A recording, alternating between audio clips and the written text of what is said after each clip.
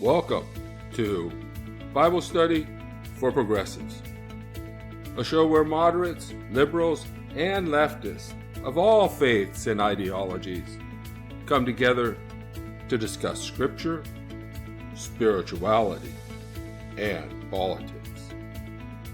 We engage Scripture in its historical context, plumb its depths for wisdom and guidance, and apply its lessons to current events and social issues.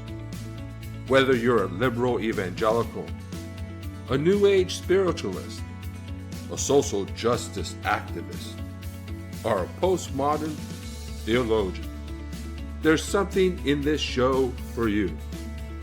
Come, be energized in spirit and mind to understand the Word and what it means to be a spiritual person in today's world. We're talking about impeachment. What we're going to do today is we're going to read from the story of the anointing of Jesus at Bethany, Mark chapter 14, verses 1 through 11. Then we're going to do a theological reflection on impeachment. And following that, we'll have our panel discussion.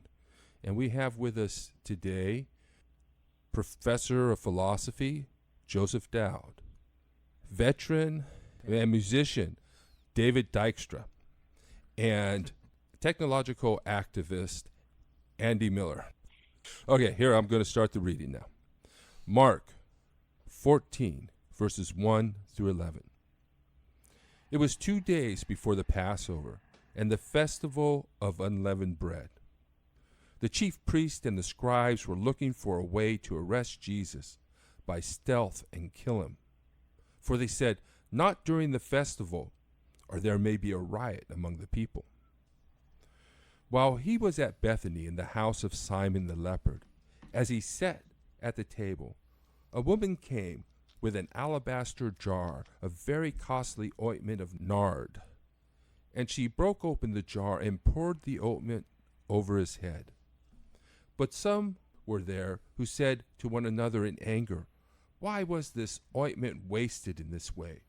For this ointment could have been sold for more than 300 denarii, and the money given to the poor." And they scolded her. But Jesus said, "Let her alone. Why do you trouble her? For she has performed a good service for me. For you always have the poor with you, and you can show kindness to them whenever you wish. But you will not always have me. She has done what she could. She has anointed my body beforehand for its burial.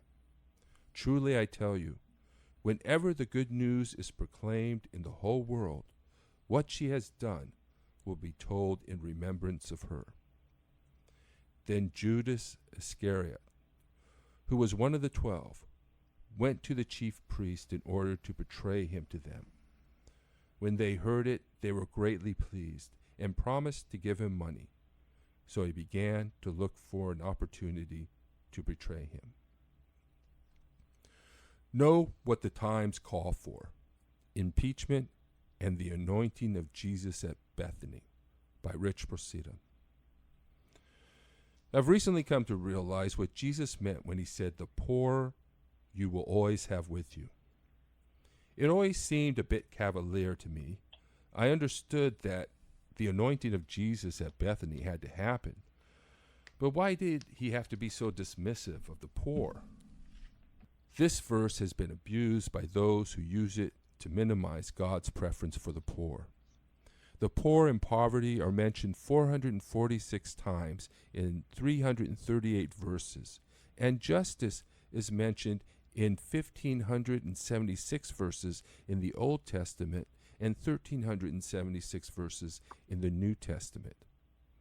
The very fact that the woman in the story used the oil to anoint Jesus might indicate that we are only free to neglect the poor under very limited circumstances. Still, it bothered me, until now. The debate over impeachment has led me to understand what Jesus was saying. Know what the times call for. This reminds me of the lyrics to the song "To Everything There Is a Season" by the Mamas and the Papas, which is based on Ecclesiastes chapter 3, verses 1 to 8. For everything there is a season, and a time for every matter under heaven, a time to be born and a time to die, a time to plant and a time to pluck up what is planted, a time to kill and a time to heal, a time to break down and a time to build up, a time to weep and a time to laugh, a time to mourn and a time to dance, a time to throw away stones and a time to gather stones together, a time to embrace and a time to refrain from embracing, a time to seek and a time to lose, a time to keep and a time to throw away, a time to tear and a time to sow, a time to keep silent and a time to speak, a time to love and a time to hate, a time for war and a time for peace. And now there is a time to impeach and a time to refrain from impeaching. For Jesus, that meant it was time to amass the powers and authorities to bring down the empire and overthrow the domination system. The reading begins with the chief priests and scribes looking to arrest Jesus and ends with Judas betraying him. Encapsulated by betrayal and treachery, the words of Jesus speak of the times. Jesus is about to die. He says so much in this passage. Jesus is saying that his time has come. The Lamb of God who takes away the sins of the world is to be sacrificed, emphasizing the matter of timing, of knowing what we should be focused on at this particular time in history. Jesus, speaking of the woman who anointed him with oil, says, "Wherever the good news is proclaimed in the whole world, what she has done will be told in remembrance of her."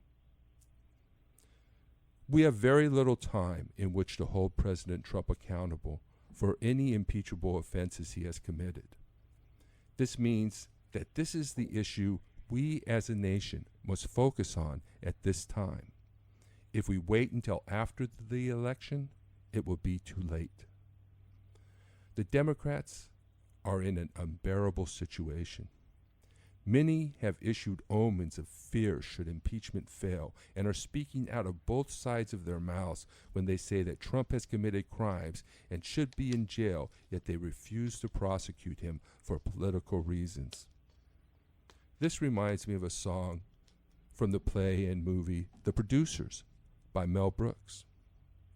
It's a comedy in which two theater producers attempt to produce a flop in order to steal money from their investors. But the play becomes a smash hit and the two producers end up in jail. The name of the song and the play they produce is Springtime for Hitler in Germany. This led me to a humorous way of expressing my exasperation with the Democrats on impeachment.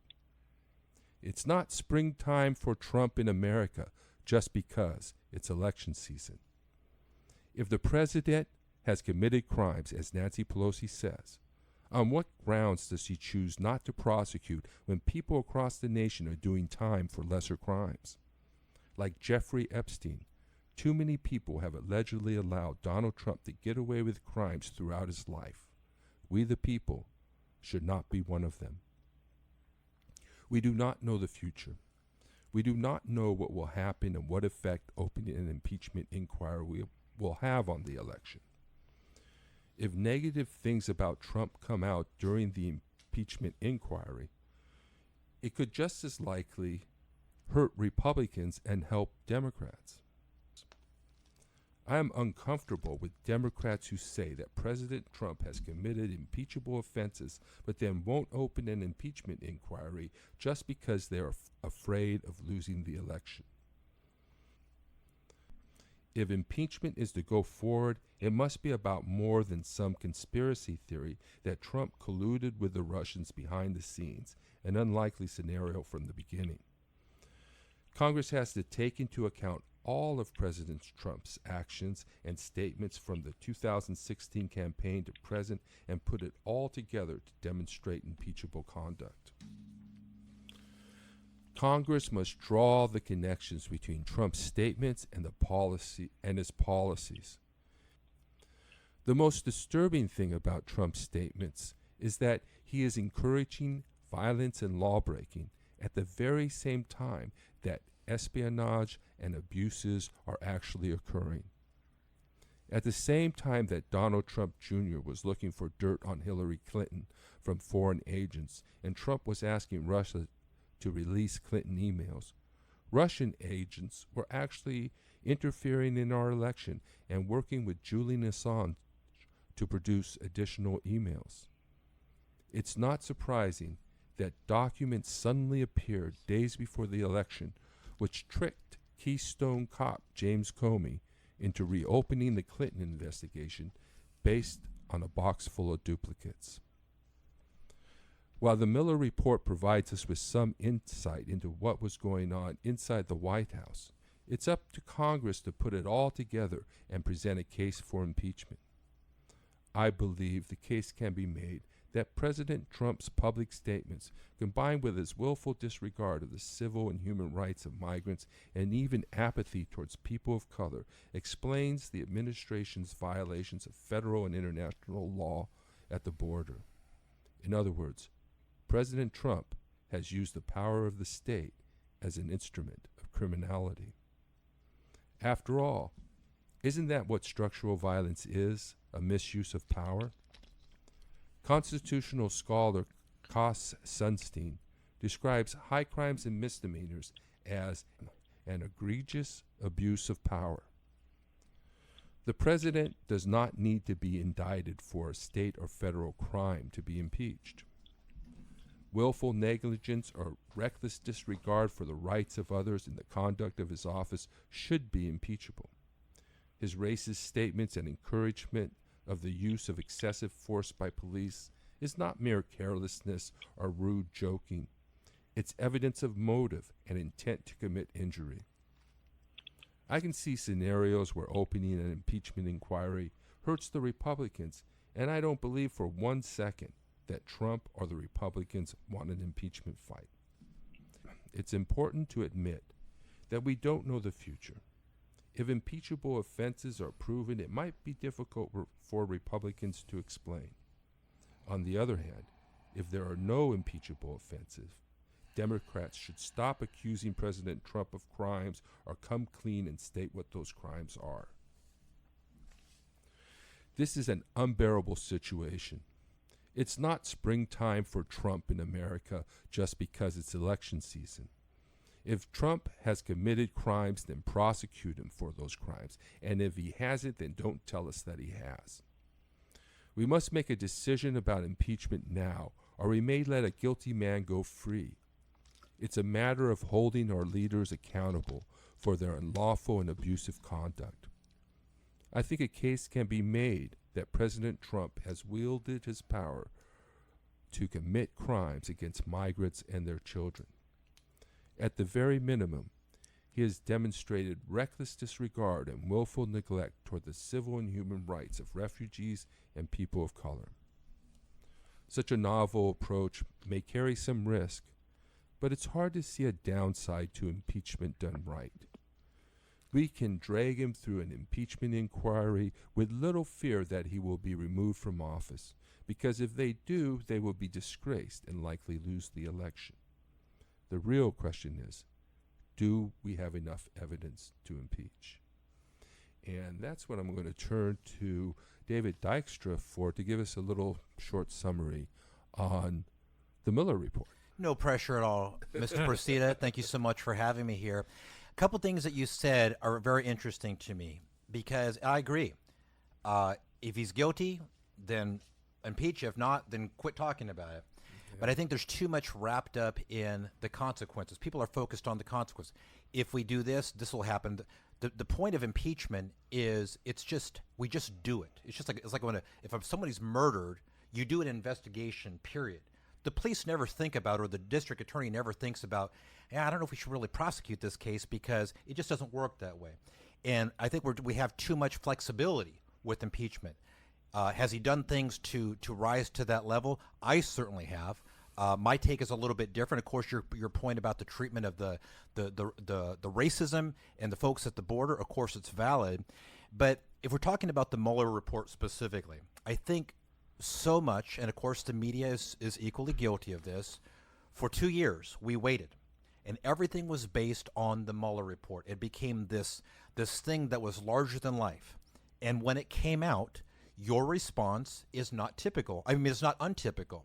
Well, I think it's a little bit misunderstood, because I think a lot of people were disappointed that it wasn't the magic bullet that would do away with Trump. It wasn't designed to do that. But what it was designed to do is to find out exactly what happened. And for people to have a kind of egalitarian view that, it didn't really do enough, then people don't know what's in it. And that's my main criticism.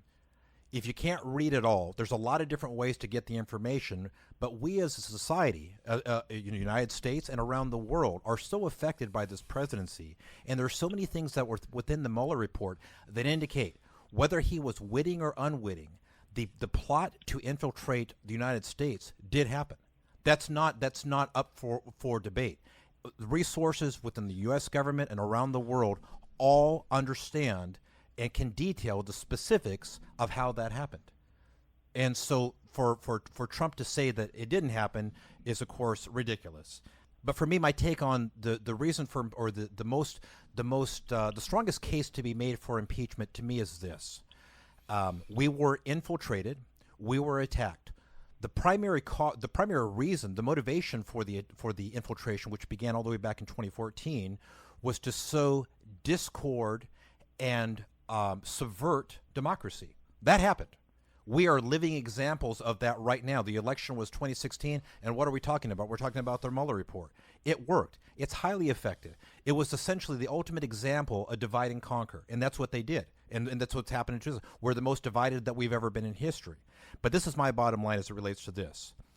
We were attacked. All of our intelligence agencies tell us so. They detail it. The Mueller report details exactly what they did. And you don't even have to. You can almost keep Trump, as far as you talked about, you said it was unlikely that he colluded with them. Independent of that, even if that's separate, no one can dispute that the action happened. They infiltrated us. And as a result, the commander-in-chief should defend us from that infiltration. And what has he done? He's done the exact opposite. He's sided with our political and military adversary. To me, you need no greater example of a legitimate reason to impeach than that. Now, beyond that, if he did in fact collude, when Mueller testifies on Wednesday, maybe we'll get some more information. But the report does say this. It basically says that within the Trump campaign, most of the interactions were unwitting. But think about this. This is how influential and effective that campaign was. The former Russian ambassador, United States, Michael McFaul, he would tweet in response to bots, not knowing that they were part of the campaign. Guys as I won't say on the left, but as, I guess, liberal-minded as Michael McFaul, U.S. ambassador, and as polarizing as Roger Stone on the other side, responded to these tweets as if they were real people. That's how effective they were, They got into the minds of really intelligent people and people that had pro-Trump agendas. So either way, it happened. And so to go beyond that and say, was there collusion? Well, then that's another determination. But no one can dispute the devastation that the infiltration had and continues to have to this day. So he did not defend the Constitution. He's not doing it now. Let me just finish with this. One of my favorite quotes about impeachment. This is from Barbara Jordan back in 1974, Congresswoman Barbara Jordan. She says, "My faith in the Constitution is whole. It is complete. It is total. I'm not going to sit here and be an idle spectator to the diminution, the subversion, the destruction of the Constitution." This was back when it was time to think about going Nixon. after Richard Nixon. Think about that now and how true those words are today. And everything in the Mueller report indicates that the actions that took place were so more egregious than what happened in Watergate. And yet here we're still debating the efficacy and the how what are the results going to be if we impeach? We just need to do it. It's risen to that. It's easy from day one. Can you factor in the racism? Of course. Can you factor in the police brutality? Of course you can. Can you factor in the complete disregard for the Environmental Protection Agency? Ironically, that Nixon put that in place. Of course you can. There's myriad reasons, but literally the number one thing for all Americans, even if you're left or right, they invaded our country. And he's not doing anything about it. As a matter of fact, he said it didn't happen, and he says that Putin told him so, and that's good enough. If that's not trouble for every American, especially veterans who served, I don't know what else can be presented. And I think I got a little discouraged when I started reading summaries of the report. They didn't have much in them, but I was looking at the actual report, and there is a lot in that report. But what were you looking for? See, the thing is, we're looking for the smoking gun. Again, you can keep Trump out of it. You just look at it as an attack. Look at it as if someone broke into your home, and all the evidence shows exactly where they went. Look how offended and upset and distraught you would be to have that sort of invasion. That happened to our country. That happened to our electoral system. Independent of that started in 2014. Four Russians literally came into this country to learn about us. They wanted to know what you think and what you think, Professor, and what I think. They wanted to know what Americans think. They needed to get to know us better than we know ourselves. And guess what? It freaking worked. That was long before Trump. The issue with Trump relates to this. They saw early on that he was sympathetic to Russian causes. He was sympathetic to anti-environmental issues. He simply became the candidate of choice for them. They saw how effective their program had been, that he was the man for the job. And did it change the election? I think you would be hard-pressed to find someone answer honestly that it did not influence the election. That's my take on that. Professor Dowd, I know you're chomping at the bit there, I can see. Well, actually, my body language has various meanings. Now, okay, so just a few remarks.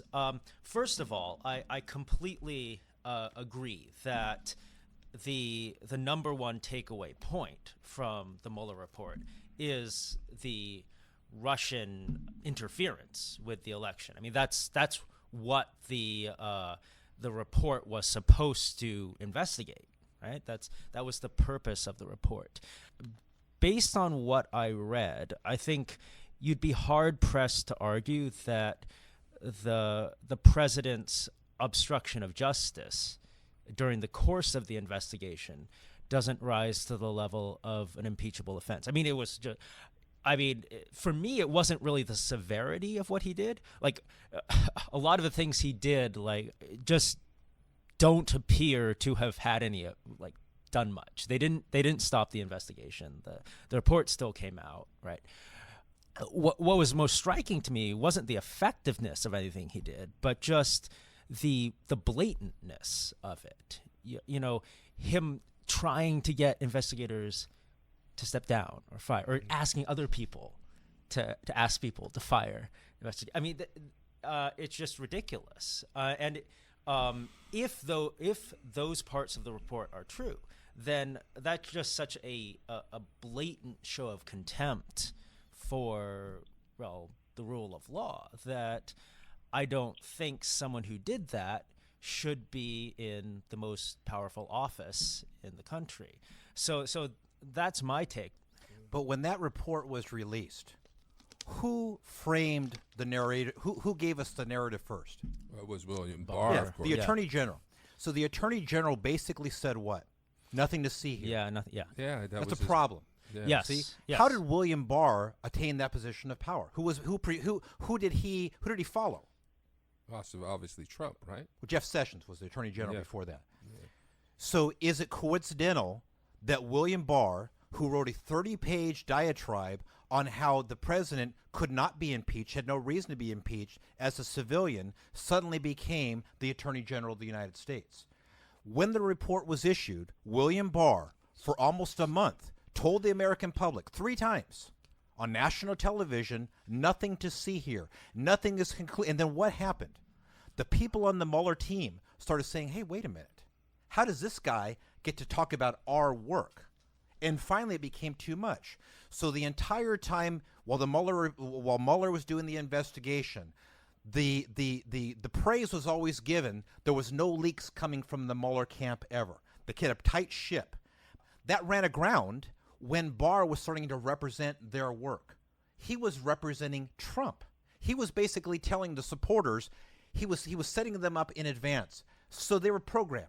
Again, they were programmed before the actual report. So by the time it hit the streets, people were already kind of inured to the fact that, yeah, the Attorney General already said it's not a problem, that Trump didn't do anything wrong. And William Barr had nothing to do with the investigation. So I think that goes beyond just William Barr, because, I mean, the headline should have been President not exonerated. That's the headlines, and that's what people should have taken. I knew exactly what William Barr was going to do, and he's an authoritarian. I've run into these guys in law school, and so he's going to think that he can get away with just saying the president hasn't been exonerated, and that's all he has to say to be ethically present the case. But the people in Congress, the Democrats recognize, no, the president has not been exonerated. I want to give you, Andy, a chance to jump in here. Are you still with us? I'm listening. Okay, what have you got on the Mueller report? You've heard David and me and Joe. I haven't read the report, but I've listened to the speakers before. I've heard the summaries and very competent people talking about the Mueller report, and I'm going to assume, for the sake of argument, that the Mueller report is damning, okay? And whether or not there's so-called collusion, whatever there is, what he meant to say was there was not enough evidence to say that the entire Republican Party was in a conspiracy with Russia against the United States. But there were how many convictions and how many indictments? So we have to be careful how we phrase these things. As for obstruction of justice, you do not need to succeed to be guilty of obstruction of justice. And clearly Yes, Trump made several attempts and was saved by people who wouldn't do what he wanted. But here's what I want to say. I'm of a complex mind about impeachment because I don't think impeachment is the real and full question. For those of us who've been following this, there's clearly something going wrong that needs to be stopped. But it's more than just impeachment. It's more than just the Mueller report. We've got pedophiles. We've got there was issues with other countries, Saudi Arabia and the Emirates, giving dirt on the election. The Mueller report is just one tiny fact. In fact, it doesn't even cover the counterintelligence issues. There was a meeting, one of Mueller's deputies met with the Intelligence Committee for 5 hours already just to discuss secret counterintelligence stuff that we don't even know about. But so I guess what I have to say is I'm of two minds on whether to go through the process of an impeachment if we're absolutely certain that there will be no removal. Because I understand the counter-narrative that might strengthen what we want to stop. We have a system where the founders of our country probably didn't anticipate that one of the branches of government would be in collusion with another. And that's one of the problems we have. We also have a structural issue where the chief executive cannot be indicted because the people who would be do the indicting are apparently have inured that office from doing it. These are things we also have to change. We have to be sure not to panic. We have to be sure to find a way to be resolute and persistent and find ways to stop this. It certainly can't be springtime for Trump. Trump doesn't want, that song is all I want is peace, peace. Well, Trump wants a piece of everybody. I don't say this mildly, but I do think that it's fascism. And I do think it's reminiscent of McCarthyism and in some ways of Eichmann.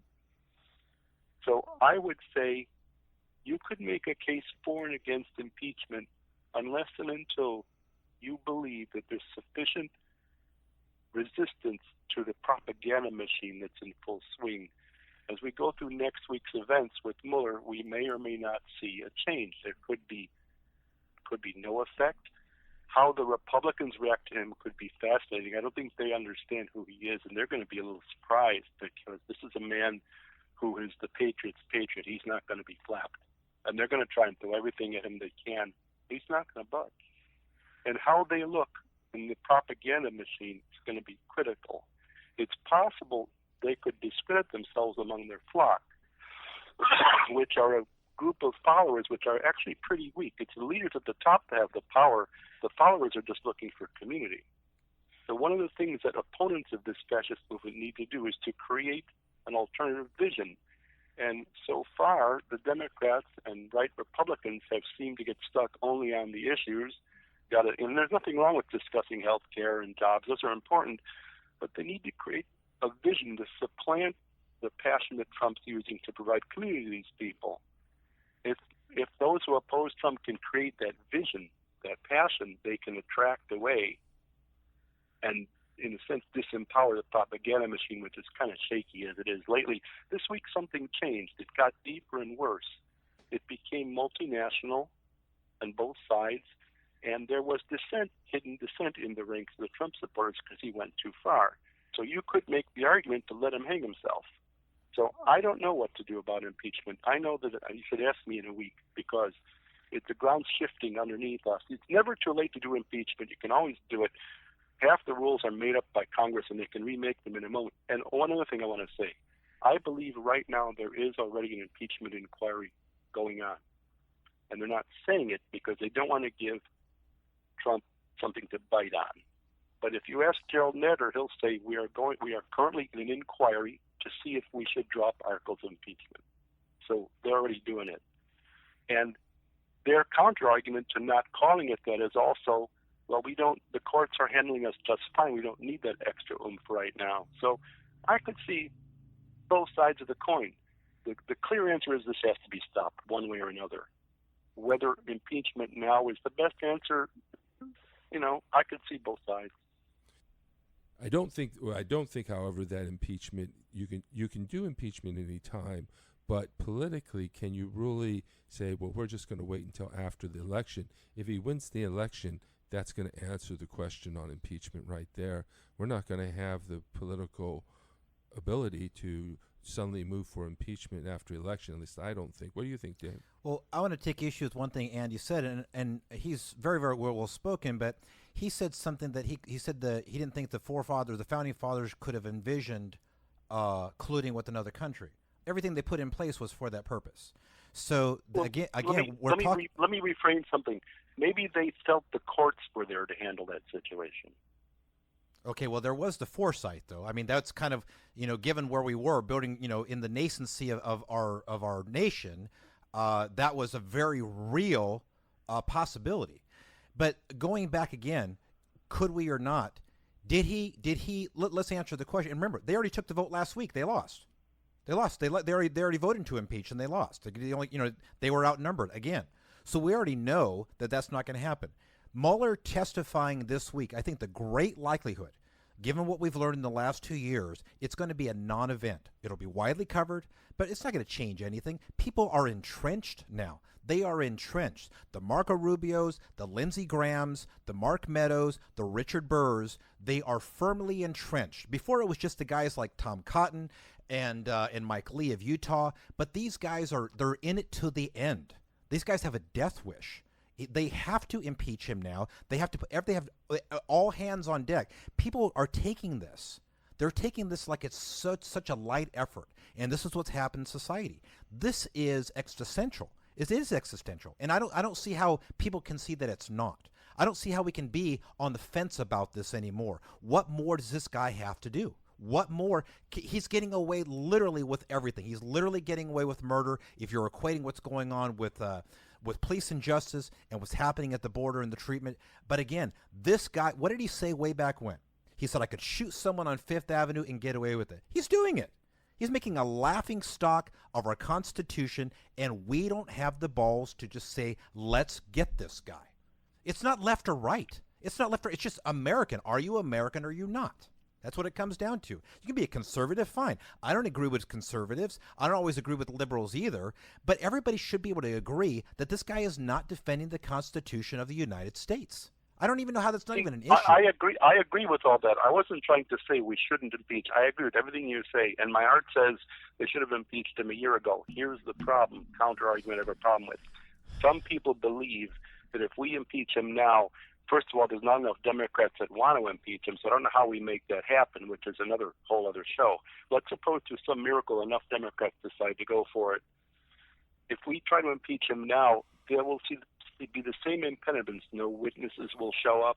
There will be no cooperation. It will go nowhere. And then we'll have a party line vote, and the propaganda machine will say, well, it was all just presidential harassment, blah, blah, blah, and it wouldn't have any practical effect. My heart says he should be in stocks publicly flogged, but my brain says how you could get over the counter-argument. I understand, and I appreciate that, Andy, but here's the thing, again, is always coming back to this. We're looking at impeachment as a strategy.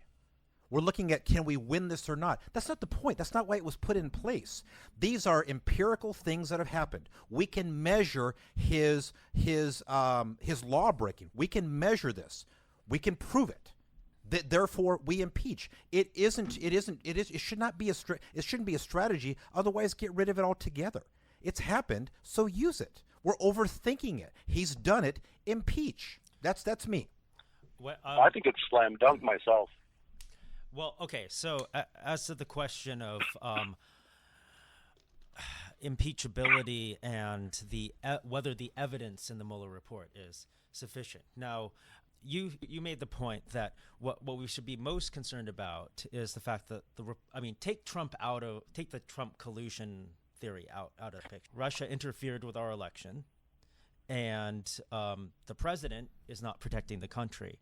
So, and I agree with you. That's basic. Well, that's probably the biggest dereliction of duty you could imagine. So I agree with that. Now, but when it comes to impeachable offenses, and again, I'm not an expert on impeachment. It might be useful to focus on specific, provable facts and events. And so here's one. Trump has done things like divulge national secrets Yes. to our enemies, and there's some facts we can do. There are some direct crimes. Yes, so that's what I'm talking about. So like, take the fact that he tried to get McGahn to fire Mueller. Right now, I know there's the debate about presidential power and whether, as the chief executive, he would have the authority to remove an investigator, right, as the head of the executive branch. I understand that debate, but obviously there's no point in having a special counsel to investigate something in connection with the president if the president can remove him. So to me, that is like, I realize that many Republicans don't see it as a problem, but if you're looking for specific impeachable offenses, I think we should be focusing on things like that. Well, I think. Well, in fact, in the Clinton era, they had an independent counsel which was sponsored by Congress. It wasn't directly under the executive branch. It was more independent. Yeah, and I think that it's a matter of accountability. Are we going to hold the president accountable for his conduct, or are we going to let him get away because we're afraid? And I think there's a lot of fear-mongering going on. And I think really what Nancy Pelosi wants to do is run Republican-like candidates so that she can keep her speakership. I mean, it's kind of, I feel cynical about that, but I think... That's kind of her job, though. She's got to keep all these Democrats in swing districts. She's afraid to lose control of her House, and to her, that's a priority. But the problem is that it's weak. And I wrote an article for LA Progressive saying right after Pelosi had that meeting with Trump, in which he stomped around saying in the investigation, first thing she does is come out and try and kill the impeachment investigation or the impeachment process. So I think that it's a weak leader who is unable to challenge the president. Well, if enough Democrats in the caucus wanted it, she would have no choice. She'd be rendered. That would be unimportant. But I think really it's a chicken. I'm sorry, I shouldn't say it, but it's just being chicken and not really, because if we don't stand up and fight, then we're just going to have the floor mopped. I agree. I think people on the left, especially left politicians, have been so afraid of being identified or labeled that they're afraid to really assert themselves. And what we have to do is understand that we have power, and we don't have to be afraid to use it. And just because we use our power doesn't mean we're stooping to the same low moral levels that those who oppose us do. And I agree it's about time we realized our personal and collective power. And if I see one more email saying, which Democratic candidate do you prefer? And I have to respond and say, they're all fine, stop dividing us, I'm going to lose my mind. Oh, actually, I didn't have something immediately to say about that. Okay. Yeah, okay. So I've been sort of two minds about the practicality question. Now, actually, I agree with those voices that are saying that as a moral issue, or a matter of principle and legality, we should just impeach. And remember, impeachment doesn't mean removal. People forget this, right? To impeach the president is essentially just to put him on trial, right? And then, it's up to the process to determine whether he's removed. So yes, I think if I were a member of Congress, just acting out of conscience, right? I would say we should impeach, and come what may. Now, I'm coming around to the view that actually it would be more practical in the long run for the left to be more, to fight harder and to stand its ground more, because that's the Republican Party has been doing that, right? Or at least the more conservative factions of it, or the more right-wing factions of it. There's only one faction. There's only the Trump faction now. That was right. early days. It's Trump and everyone non-Trump. Yeah, it's just Trump now. There's Trump. There's no Tea Party. There's no splinter groups in the Republican Party. It's all Trump. It's all Trump all the time. If you're not in the Trump nation, you're out. Simple as that. And the sad thing I think is that the people who are attracted to that have a kind of authoritarian mindset. They like the image of someone just sticking to their guns, even if all the evidence is against them. I think they really see something appealing. And that's about one that. thing the one thing the people on the left have not realized. They're stuck in facts. And we can talk facts all day, but the perception is more important than the facts. It looks like Trump has committed obstruction of justice from the report, even though he wasn't successful. And as far as collusion goes, one of the things I pointed out in my article is that while maybe he didn't secretly work with the Russians, or at least they couldn't prove that, and probably that wasn't going to happen. He's more incompetent than anything else. But when you say he, what about his proxies? What about George Nader? George Nader, currently, he got arrested on Friday. So he's part of the ring of pedophiles now. But independent of that, of course, he's a despicable man. But just stick to the facts of the case here. So he's been in the Trump orbit since 2015, taking several. He was trying to arrange Saudi Arabia and Emirates to play in the election. But how do we know that he didn't? And we know that he met with Eric Prince multiple times. We know that they went to the Seychelles. They know what they met with Yevgeny Prigozhin, the Putin chef, the main butcher, guy was the butcher. Huh? Or is it the cook, the chef? No, That's he's what the chef. He's called the chef because of Concord Catering. He has the contract to run all the food for the Russian military, all the intelligence branches. But either way, he's the guy. He's Trump's, or excuse me, he's Putin's plausible deniability. The Mueller report says that there was no direct link directly to the Kremlin, but Prigozhin and the IRA, the Internet Research Agency, all of that was in direct connection with Putin, and everybody knows that. So I don't really understand that counterpoint there. So, but I don't know. I just power for power's sake. One of the things I'm mostly concerned about is where people get their information from and the nature of propaganda. And if we're going to combat what I see as attempt at authoritarian rule, we have to understand the nature of propaganda in the media and how to counter-program and subsume that. That's really, in my opinion, information flow and information sources and perception is what's going to govern the whole thing. Well, one of the things that this is a man who is encouraging criminal behavior, and is that really something that we can have a president who encourages people to commit acts of violence. If that's what he wants to do, and his minions like that, and no one's going to stand up to him, why wouldn't he? If he can get away with it, I mean, why not? you could make the argument that in his last rally, he violated the First Amendment by inciting violence. Yeah, but see, we're looking for all these. Everything is. We're looking at it. It's too squishy. We're looking for all these technicalities. Did he break the law? This and that. He did not defend the Constitution. Again, it's so simple to me. We were attacked. Every government agency in our intelligence says that we were attacked, and he did not protect us against that. What else do you know what? need? The Congress just found William Barr in criminal contempt. I don't know why they don't fine him and jail him. But it means nothing, and that's the real issue. It's these norms that are being eroded. 20 years ago, to hold the Attorney General in contempt would be stop the presses. And because of what Trump has done systematically, day by day, we are just so inundated with this. It's not even shocking anymore. Yeah. That's the problem. Okay, so let me present another counter-argument. Suppose the counter-argument goes like this: the founders of our country said that ultimately the voice of the citizen would come through the vote, and the ultimate remedy is the vote.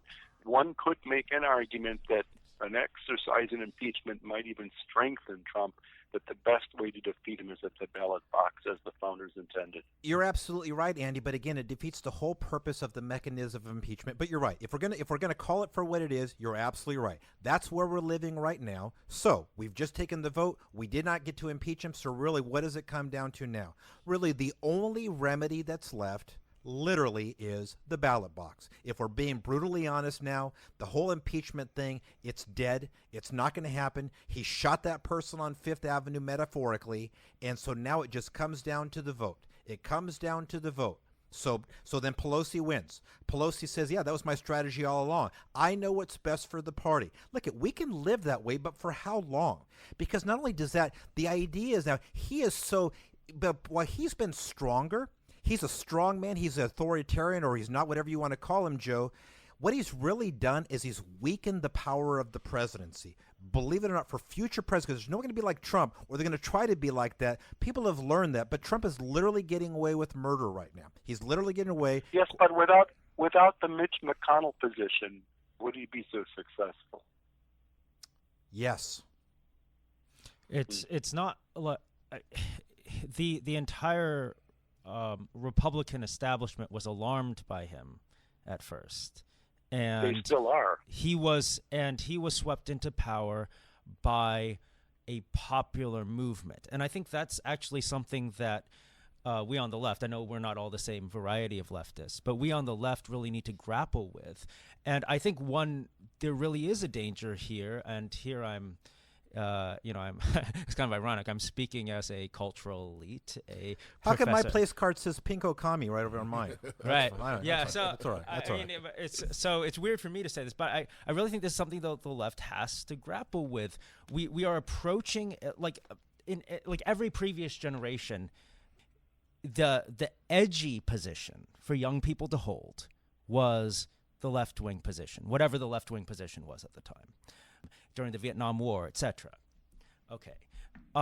We are approaching a time, and I see this as someone who interacts with college students. We are approaching a time when I still think most young people will be more liberal than conservative just because they're young people, but we are approaching a time where it is no longer the edgy position to be on the left. There is a public perception, whether we like it or not, that it's the left that has become culturally dominant, and it's the left that controls the media, etc. And which it's is the one left, of the silliest things I've ever heard. And it's the left that controls Groucho Marx. universities, etc. So, and I have a friend who's an older guy. He has a couple sons in college, and he says he was a lefty in college. His sons are both one of them is really on the right, because I think it's really a form it's the form that adolescent rebellion is increasingly taking nowadays. You see, like a lot of the people on the so-called alt-right, especially the internet alt-right, are young people, and I think this cultural shift has happened, and I think we have to grapple with it. If it hadn't been for this, Donald Trump, I don't think, would be in office. There's an easy solution. Bring back the draft, and you get all those young people back in line. Well, I think you laugh about that, but that sure would promote a strong reaction. I'm not laughing at all. Believe me, I served, and I know that's necessary. That's necessary. Well, one of the things that is for the sure, draft is a social phenomenon. one of the things that is certain is that while these interference in our election, while this espionage was going on, he was encouraging it, and that's the other violations of law. So why isn't that enough? Why isn't that enough? Really, why isn't it enough? I'm asking you, Rich. I'm saying it is enough. Then. All right, good. And I think We have more than enough. We have more than enough for several impeachments, in my opinion. And I also think that this analysis of whether impeachment would be good politically or bad, I don't think we're really weighing all the factors, because one, you can make the argument that Pelosi has that it could cause us to lose moderates, which I don't buy. I don't really buy her argument. I think impeachment would be good for the Democrats in the election. If we start going through everything he said and everything he's done for 3 or 4 years, it's not going to look good. And as I said in the argument, I don't believe for 1 second that Trump or the Republicans want an impeachment inquiry. But let's look at the other side. What happens if we don't impeach? Well, one of the things is certainly he's going to say and continue to say that it was all a witch hunt. And what else is he going to do? He's going to start to go after the investigators. Now, that's just the beginning surface of it. And then we go down to what Dave's talking about and the impact on our democracy or our respect for our constitutional outside. It comes down to what's going to be the inducement to hit the start over button again. Why would we do that? If they can already do this, this is the problem with erosion, where it becomes permanent. Why would we go back to the old-fashioned ways with the norms of the Senate and the respect and across the aisle? Why that I don't see that ever happening again. To me, that's the primary damage for literally waiting too long on impeachment, because it is too long. It's already, like I say, that horse has already left the barn. But there's no incentive to, like I say, hit that do-over switch. If they can get away with this, think about this. If Trump gets elected, what's the likelihood in that next term? 2 more seats on the Supreme Court. Yeah. Right. And then they've won it. You talk about the impact of McConnell. That's all he wants. So then it's a game, set, and match, literally. Yeah.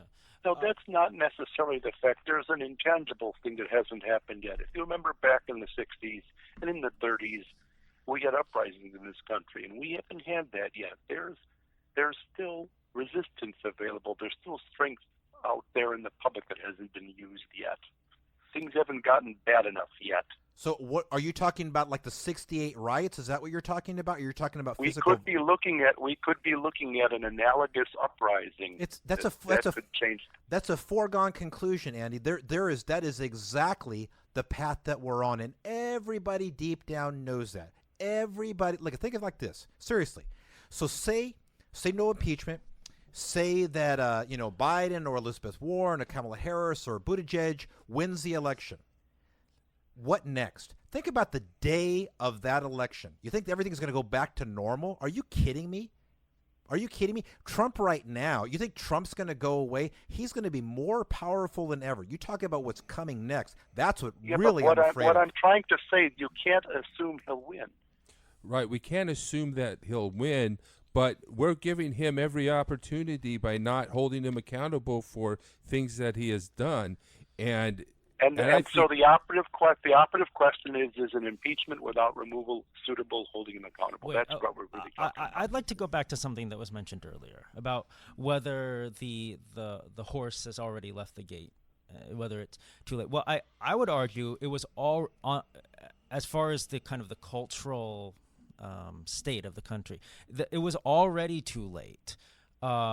when Trump was elected. And here's why I said that. Look at the norms of decency that have already been eroded. Look, I actually don't get very prissy about lack of dignity among politicians. But Trump said things like, I could shoot someone and people would still support me. And that was okay to his supporters. I mean, look, if a politician says I could shoot someone and people would still support me, I don't think the politician actually wants to shoot someone. So I didn't take it seriously in that sense. But just like, you just don't say that. Like, if any other politician in any other election had said that, that would be game over for their campaign. And so the fact that it was not game over for Trump, I think shows that we were already past the point of no return when Trump was elected. Like, even if he had done something really bad and we had impeached him right then, I don't think he would. I don't think that there would be any kind of unity within the country behind an impeachment effort. Yeah, unity is gone. Unity is never ever going to come back, no matter what. Well, I think we're doing one last push for impeachment. I think Nancy Pelosi has abdicated her responsibility on that and has decided they don't want to impeach. And I think it's likely that Trump will win the election as a result. And that's really where I'm coming from, because I think we're letting Trump get away with. We're just handing him the election almost. We're letting him get away with it. He's not very popular, and we think our candidates are going to come, but we're allowing him to come in and have a horse race. He's got 45% right now who back him strongly. He doesn't need much more to win, and so if we remain divided, but by the people is now trying to do this last push for impeachment, and I'm not sure that it's too late. I'm not sure if we're going to be able to do it, but I think we should make that last effort. And if anything, we're going to bring to the public's attention and to. What's the only thing that gets politicians moving? I don't know, money? No. Votes. Fear of getting voted out, right? Yeah. Right. So because they have been impotent in making the case for impeachment, and of course, I think it's given Pelosi has stonewalled that. There's no incentive for them to do that. The people, you talk about we the people are going to make that push. If there was the same I'm saying by the people is a national organization. By the people, sure. But I'm saying if it was the same effort as like the Women's March, it'd be a different story. I think the Women's March should be out there. If we could get 2 million people on the mall, it sure would make a difference. But people are overdone with outrage over Trump. They just can't. He's winning. It's a war of attrition. That's what's happening. The Women March was the apex of not my president, and now it's weak. It's becoming impotent. People just divided. It's further divisions. There's chasms that are happening as a result. So essentially, he is literally getting away with everything. He's getting away. It's just going to come down to the vote. That's all that's left now. On the other hand, this week I've heard more people really fervently against this than ever before from all walks of life. They're coming out of the woodwork. Against what? Trump. Yeah, in but fact, this week, faith communities joined in. We had the Never Again Action Jewish people protesting in front of ICE. We had the Catholic clergy in the Senate Rotunda. I've heard numerous commentators who used to be Republicans talking about we can't have this anymore. I've heard civil rights activists say this is the same trope we were given in Jim Crow. Everybody that I can think of is coming out of the woodwork. Well, I'd like to believe that, but unfortunately I think it's too little too late. But remember this. In the early days of the election, when Trump was not quite the front runner, but he was close, do you know the Huffington Post? The Huffington Post refused to cover him in the politics section because he was such a joke. That was their reasoning. The Huffington Post refused to cover Trump in their political section, and look what happened. Meanwhile, cable TV gave him all the free airtime he wanted. That is correct. So you doubt him at we doubt him at our peril because he's already proven that he can literally get away with whatever he wants. There's nothing that's stopping him. Yeah. He's got the Attorney General. He's got 2 seats on the Supreme Court. What else? So I think any effort to oppose Trump or authoritarianism or hate or racism is never time wasted. Go ahead, Joe. It's never yeah. too late, and I refuse to give up until I'm dead. Actually, on that point, I'd say there are really two questions. One is the practicality question. Another question is the moral question. And I guess we're really kind of getting into the weeds here. We've gotten into the weeds. So I'll just wrap up my comments with the following. From the practicality angle, I think it's for reasons that various people have given. I think it's unlikely that he's going to be impeached. And I think if he were impeached, there's a question in my mind whether it would be successful. But from a moral standpoint, if we're concerned with the long-term health of the country, I think, yes, as a matter of principle, he should be impeached. And again, impeaching him just means opening up, the process. And I mean, that's the least you can ask after everything that's happened. Yeah. This has been Bible Study for Progressives. If you enjoyed the program, please subscribe to our podcast or put us in your favorites and write a 5-star review. Tell your friends about us and share us on social media. Follow us on Facebook and click the donate button at modernlectionaries.blogspot.com. Your support will help us reach more people, produce more and better shows, and cover the cost of production. Feel free to send me a note or comment on the show. I would love to hear from you. Until next time, this is Rich Procida. Thank you for listening.